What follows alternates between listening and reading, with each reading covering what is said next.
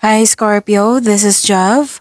Welcome po sa ating channel. Ito ang inyong daily gabay tarot reading for May 5, 2025. Kung naka-resonate kayo, comment down. Kung hindi kayo naka-resonate, ibigay niyo po sa iba kasi general reading po ito. This is for you, Scorpio.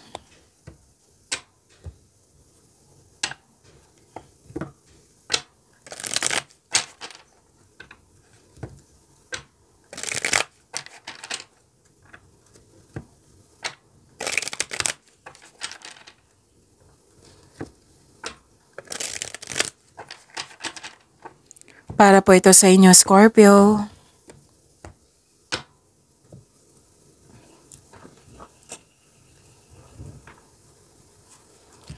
Maraming salamat po sa inyong patuloy na suporta at maraming salamat din po sa mga hindi nag-skip ng ads. Gamitin ang reading na ito bilang gabayin lamang sa mga hindi pa nag-subscribe. Subscribe na po kayo at click bell notification para malaman nyo na may bago tayong video. Para sa mga gusto magpa-reading, comment po kayo ng personal reading. Again, comment kayo ng personal reading at i-check ang aking reply sa comment section.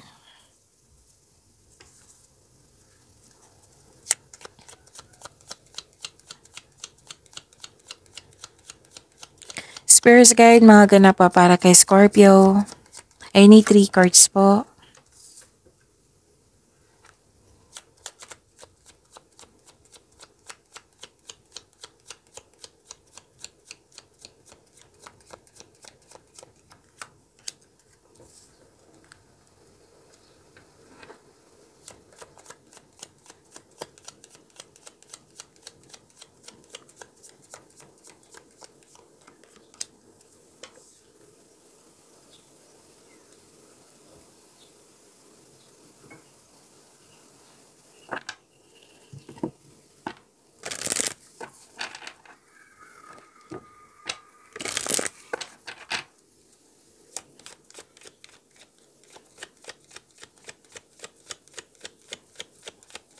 Spirits Guide, Angels, Archangels, Guardian Angels, message pa para kay Scorpio. I need 2 cards po.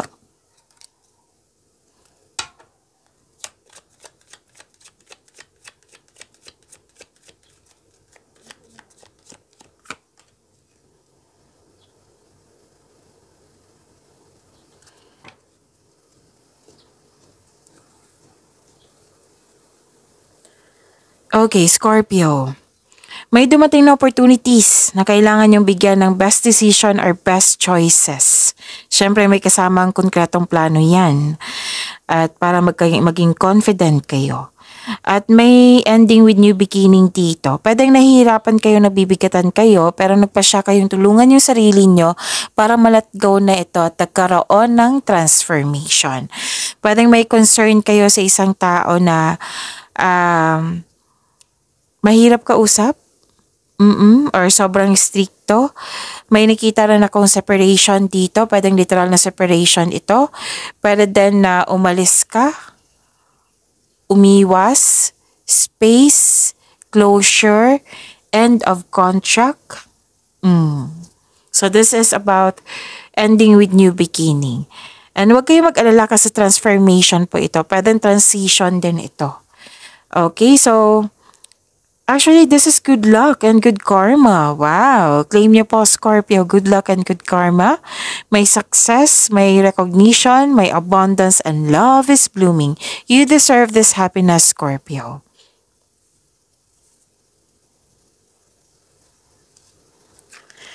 Wow, Guardian Angel. Love yourself unconditionally, ask for help. And dito si Archangel Zadkiel. It's time for transmutation. Carry the violet flame. This is also a transformation. So, nag-clarify po siya.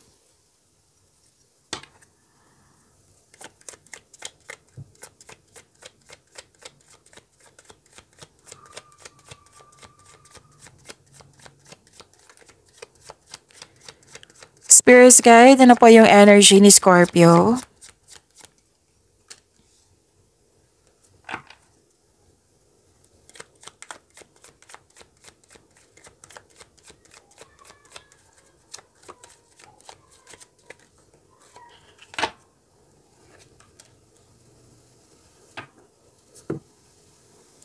Kung may narinig kayo or may nakita kayong repeating message, like for example, nanood kayo ngayon ng May 4, 2025, monthly gabay tarot reading, weekly gabay tarot reading nyo, marami yon. At ngayon, oo, tapos may napansin kayo na repeating message. Yan po yung pinupush ng course nyo na kailangan nyo bigyan ng atensyon, solusyon at aksyon kung maaari po. So, ano yung energy ni Scorpio?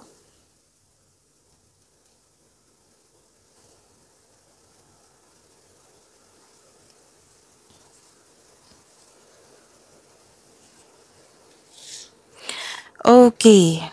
Ang sipag nyo talaga, Scorpio. Pwedeng lumabas ito kahapon na sobrang sipag nyo talaga. Maraming ginagawa. Oo. Pwedeng lumabas din ito sa weekly gabay tarot reading nyo. So, napanood nyo na ba? Be confident. Na-burnout kayo dito kasi parang may sumusobra na dito. Sobra sa trabaho or sobra sa pag-ugaling ng isang tao. Or sobra na yung mga pangyayari. So, kailangan nyo ng confidence dito, Scorpio. Ang ilan sa inyo dito gustong lumabas sa comfort zone, pero nagkaroon ng hesitation. So sabi ng card dito, if you're serious about your growth, you have to step out from your comfort zone. Pero kailangan prepared kayo. Oo. At okay, mas naibabaw kasi yung hesitation, doubt, fear of taking your work to the next level or taking your relationship to the next level. Pwede sa career and money to or sa love life ha. So may doubt, hesitation ako nakita dito at nawalan kayo yung nagkaroon ng lack of confidence. So it's time to step out from your comfort zone kung ito ay lalabas kayo sa comfort zone nyo para magkaroon ng growth. Para sa pag-level up nyo. So pwedeng may problema kayo sa pera dito or problema sa inyong mga ginagawa. Kasi may alok ng tulong dito, yes, may alok ng tulong pero ayaw mong tanggapin. And pagod kayo. Yan yung sabi dito. 'Di ba minsan pag pagod tayo may mga masasabi tayo na hindi natin minimin. So iwasan nyo talaga yan. Kasi claiming yan lalo na sa sasabihin mo. So now, sabi ng card dito, pagod kayo, kailangan nyo magpahinga. Saglit lang po.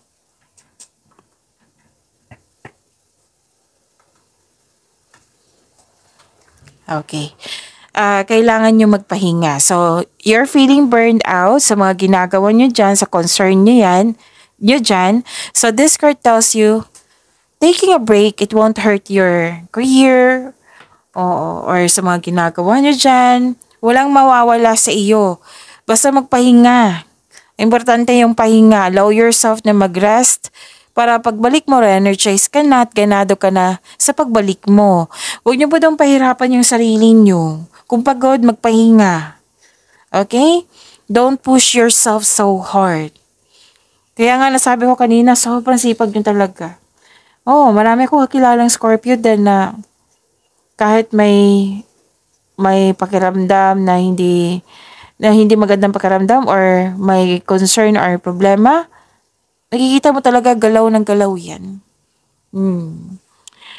So yun, pahinga.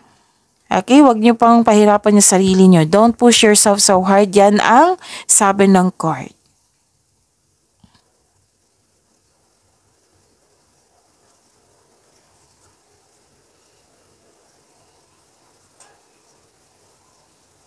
Okay. So, may nalungkot kayo dito Paaring may loss of connection, loss of things, loss of opportunities, or may taong sinisiraan ka, or may naalala kayo sa nakaraan, or may pinag-usapan kayo na naalala nyo nakaraan. Kasi may nakita ko ditong grief and sadness. This is only temporary. Lilipas din po ito. Basta i-process mo yung nararamdaman mo. Okay? Process mo. Kung kailangan iyak, iyak nyo po. Kung kailangan ng pahinga, pahinga nyo po. So, napagod kayo dito. Crying is a very healthy thing to do, ha? Hindi yan masama. It relieves stress, ease pain, and cleanses our soul. Kailangan yung i-process to.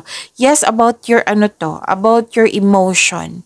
Yan yung nakikita ko na kailangan yung i-process po. Kasi may nakita talaga ako ditong yung loss of money, loss of connection, loss of things, loss of opportunity na naalala nyo. Pwede din nalampasan yung opportunity. Kasi may nakita rin akong sitwasyon na ganyan. At ang sabi ng card dito, para maka-move forward na kayo, kailangan yung embrace itong nararamdaman nyo. At huwag kalimutan na acceptance. Acceptance and let it go. At hayaan yung mahil kayo.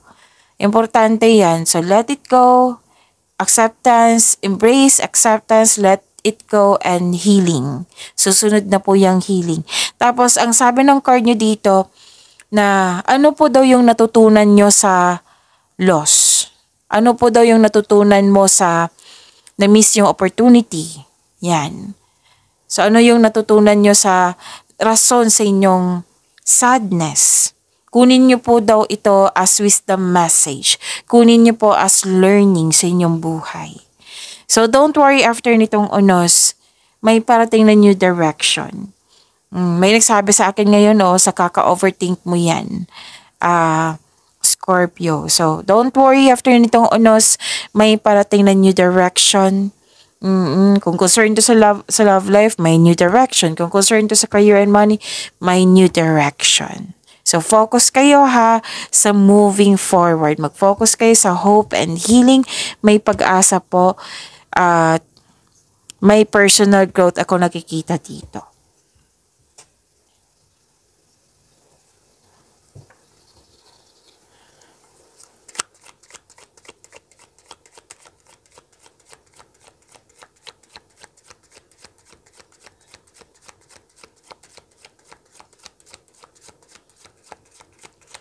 Spirits guide career and money ni Scorpio.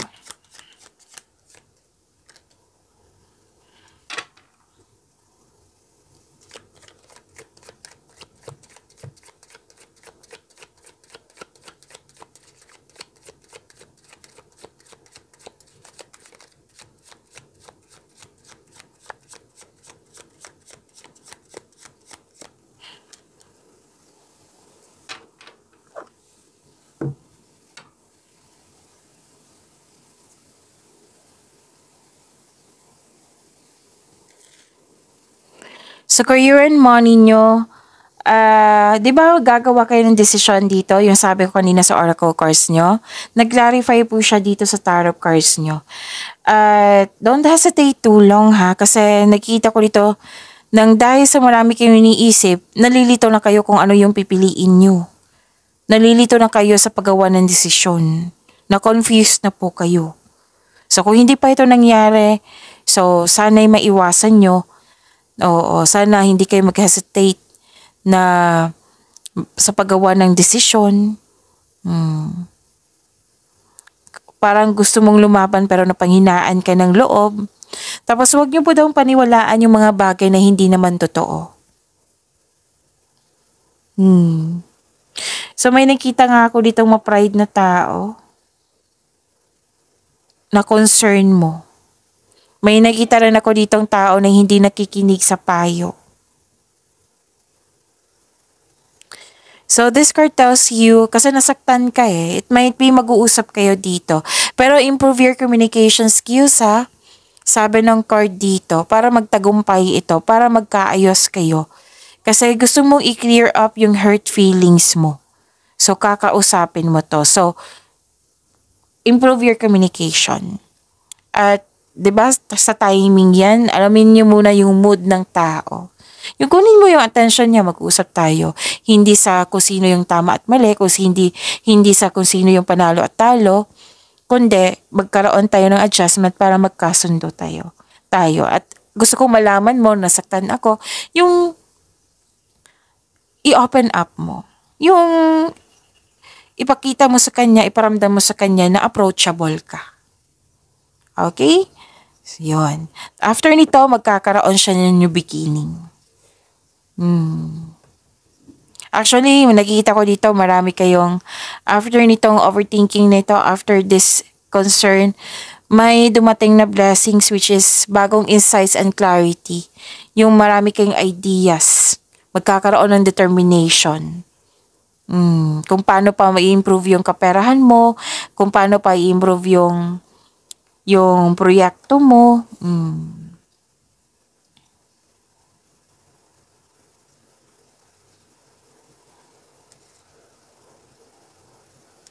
So, kailangan nyo express. Kasi feeling ko, naging expressive kayong ako ngayon eh. So, it might be sa araw na ito, mag-i-express na kayo sa inyong totoong nararamdaman. Gusto nyo mo nang kausapin. So, may concern kayo sa isang tao dito na sobra sa trabaho or sobra sa paggasta. May controlling behaviors dito. So, nakikita ko dito na pwedeng kayo, kasi pagod kayo dito sa energy cards nyo eh. Nakikita ko dito na sobrang focus mo sa trabaho, pwede, or sa paggasta. Or nagkaroon ng sobrang focus sa wealth and possession.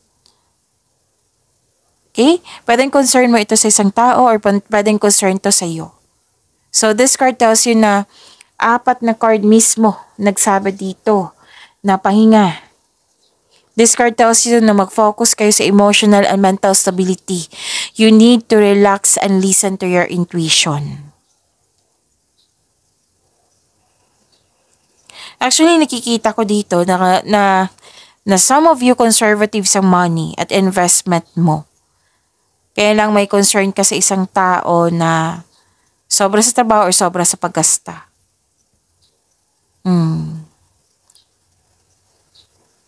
Okay, pwedeng kayo din to na may concern sa pagiging materialistic. So, kailangan ng pag-control dito.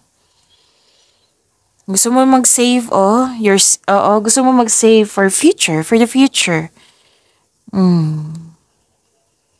Okay. Ang daming iniisip. Malalim kayo ngayon, Scorpio. Sobrang lalim nyo ha.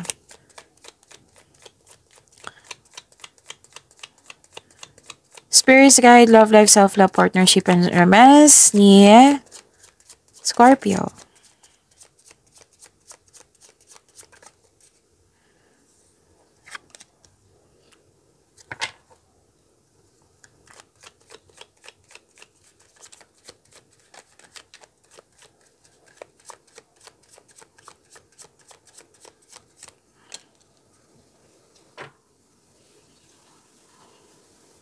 Actually, nakita ko dito ang iba sa inyo ha, some of you, yung nagpahinga pero maraming iniisip. Pero give time ha, give time. Kung pahinga talaga. Or maggawa kayo ng mga bagay dyan na malayo sa trabaho mo, like mag-garden kayo, it will help you relax. Magluto kayo ng masarap na meal, na pagkain. Yung nagbibigay ng happiness sa iyo. Yung passion mo, gawin mo. Yung malayo sa concern mo. Kumbaga, take time for yourself.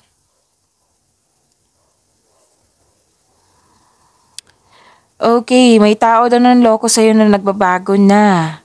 Guilty po siya, pero hindi ko pa alam kung magsasorry ba ito or gagawa na siya ng action. Pero sabi ng card dito na may tao dito na nagbago na. Na-realize na po niya. Sino kaya ito?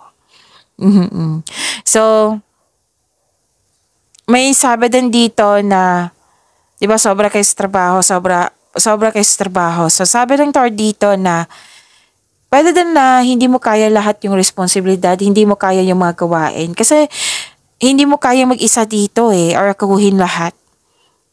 Kaya nga may sabi yung Archangel, Guardian Angel sa iyo na, love yourself more, ask for help.